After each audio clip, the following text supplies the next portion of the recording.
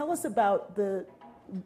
more about this question of documenting human lives and what you're trying to show as you document. I'm just thinking as I'm here because I've been exposed to so much richness and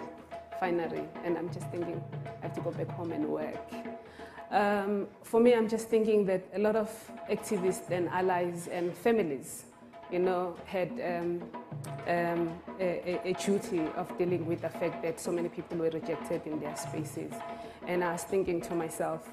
why documentation or documenting Black lesbian lives and trans people in my country is so important? Because we come from a past where a lot of Black people did not have the privilege of owning cameras and having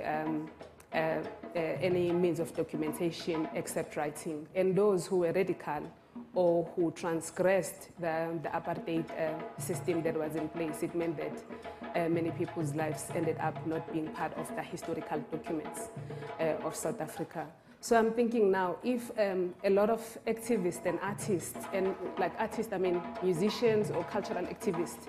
documented their histories in different places in America and also in Europe, why can't we? Why can't we make sure that it's our responsibility as members of the LGBTI communities in South Africa do the same, in order to share with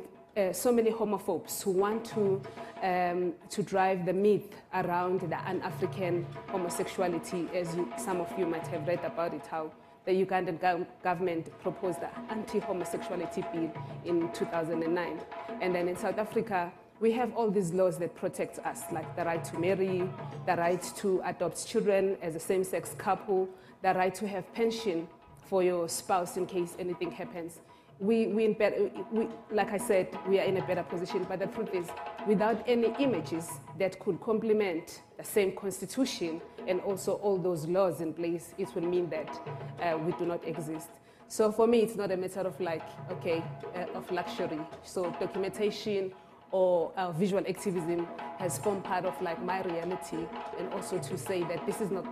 it's not about luxury, it's about lives, Yeah. And if you have places like Lesbian History Archives in New York that have massive materials of lesbians who existed in America about 50, 60 years ago, and you see the work of Pat Parker, the work of Audre Lorde, the people who came before us and used different media or mediums to articulate their sexuality and their existence and resistance in space, it meant that somebody from Africa or somebody from South Africa had to take on this work and make sure that we share, and also we share with so many people in different parts of the world to say, we are here, we are LGBTI people, we deserve respect and recognition through all out. In the mainstream media,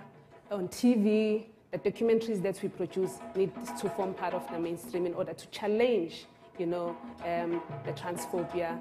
the lesbophobia and homophobia that still exists.